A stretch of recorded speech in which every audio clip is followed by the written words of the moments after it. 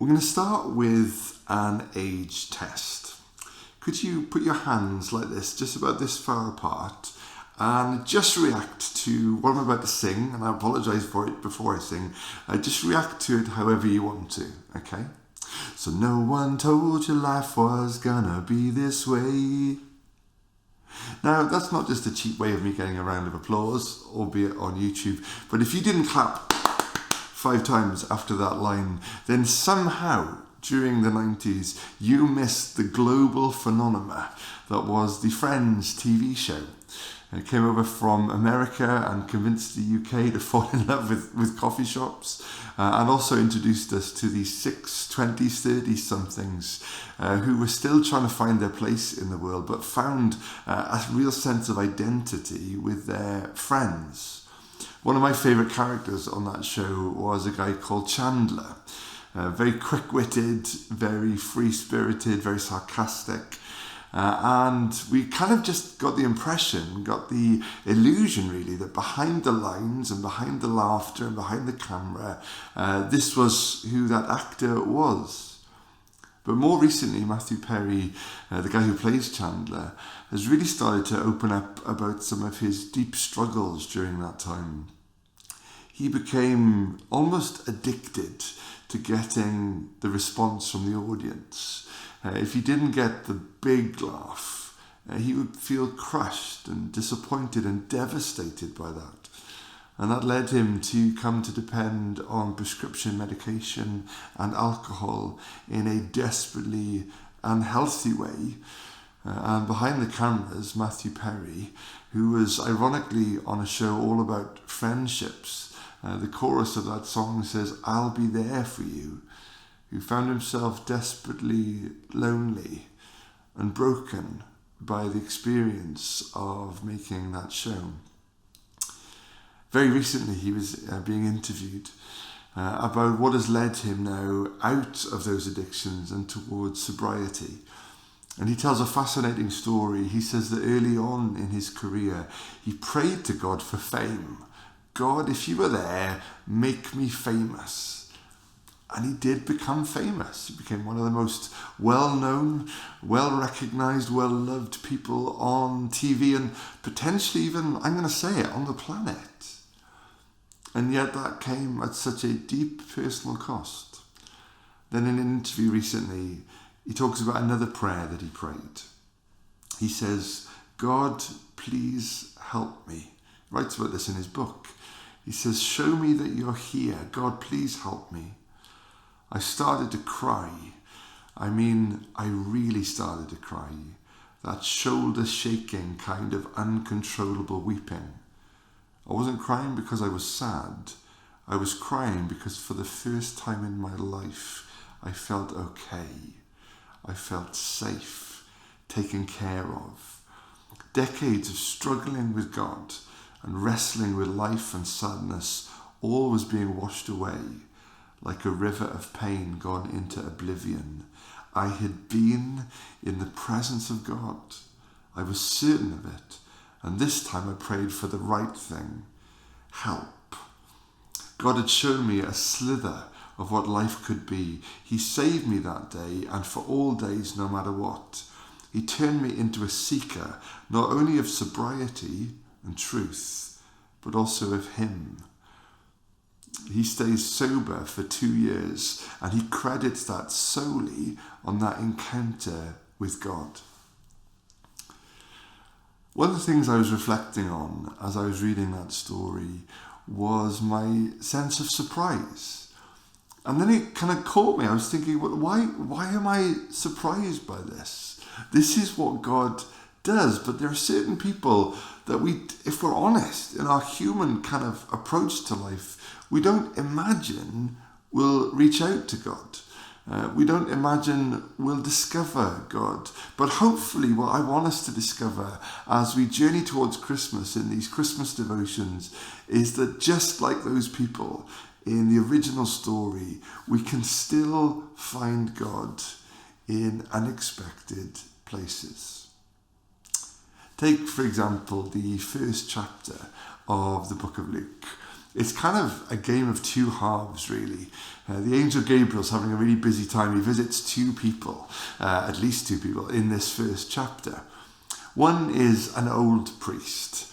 He's been chosen for a special role. So he's in the temple, a special place, and in the most special part of that temple. His name was Zechariah. And the angel Gabriel appears to him. Now, so far, so good, right? So normal. You'd expect this special priest on a special day in the most special place of a most special place to encounter something special, something holy, something other, something angelic. And this angel comes and says to him, Zechariah, your prayers have been heard. You and your wife are going to have a baby. And he begins to prophesy all that this baby, who will become John the Baptist, will do to prepare the way for the Messiah, Jesus' arrival. Well, Zechariah is old now. He'd almost sort of forgotten those prayers prayed in the early years of their marriage. And he asks a question, how? But his how is the how of, how can I be sure that any of this is real? How can I be sure that this is true? It's impossible now. It's impractical now. And I love Gabriel's response. How can you be sure?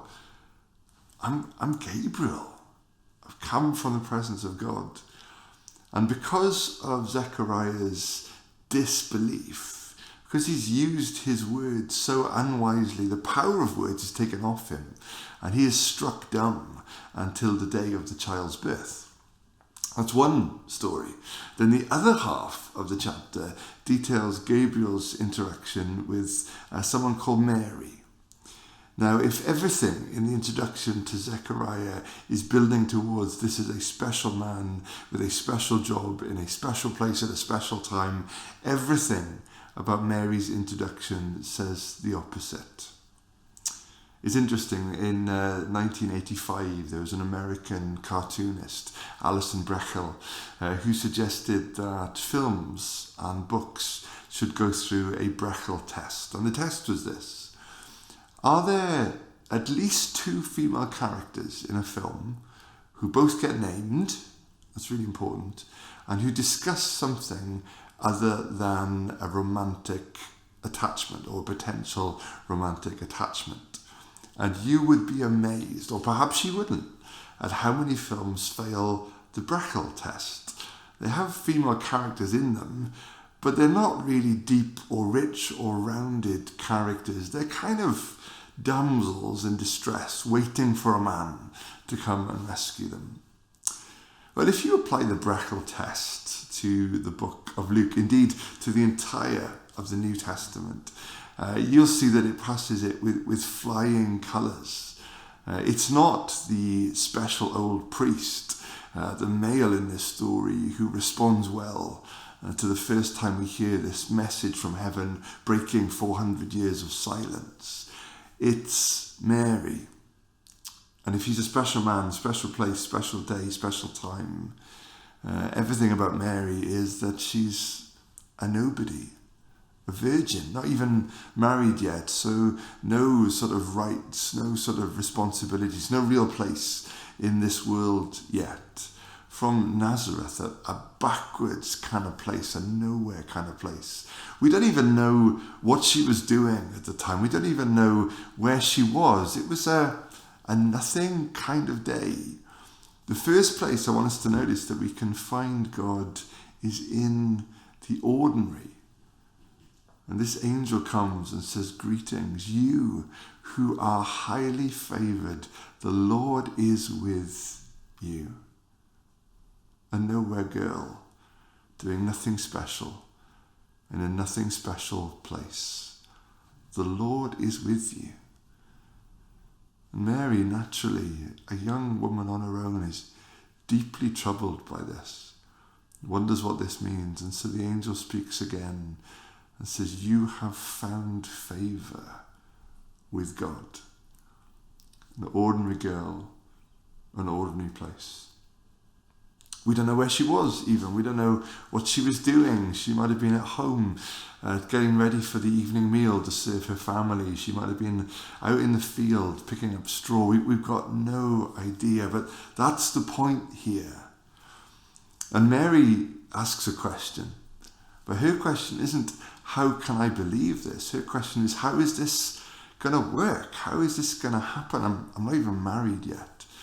And Gabriel explains that the Holy Spirit will take care of the miraculous side of things. And as we'll think about in our next devotion, Mary just says yes. Mary just surrenders to this amazing plan.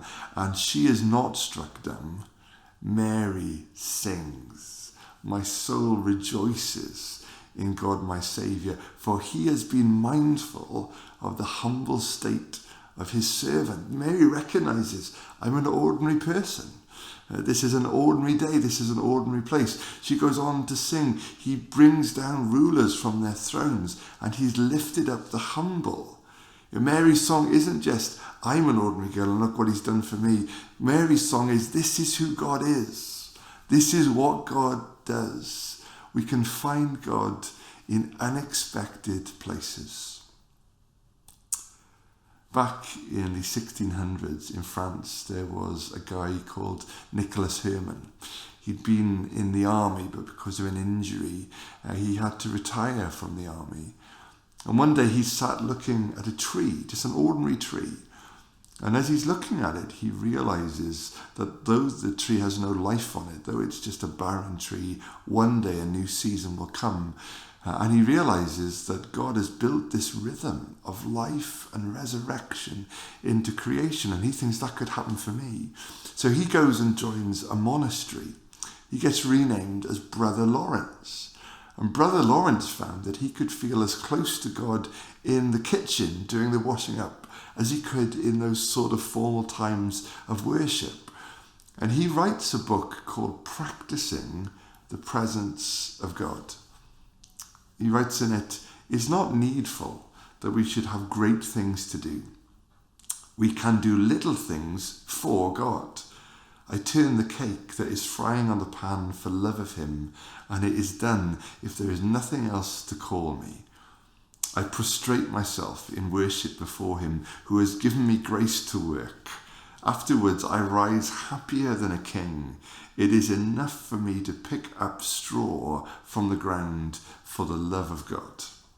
In another place he says, we ought not to be weary of doing little things for the love of God, who regards not the greatness of the work, but the love with which it is performed. Can you and I today, here's the challenge, can you and I today do little things out of a love for God and discover that we can find God in the ordinary, in unexpected places, in turning a cake in the pan, in doing the washing up, in picking up straw, out of a love and appreciation for God and his world. Let's read another passage for us for today. Again, this is from Practicing the Presence of God. He does not ask much of us, merely a thought of him from time to time, a little act of adoration, sometimes to ask for his grace, sometimes to offer him your sufferings, at other times to thank him for the graces, past and present, that he's bestowed on you, in the midst of your troubles, to take solace in him as often as you can. Lift up your heart to him during your meals and in company.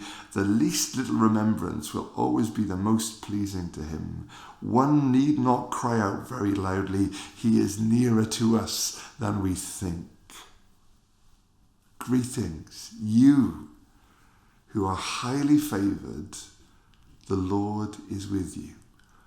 So may you know in the ordinary, in the everyday, in the merest thought of things, that he will be there for you.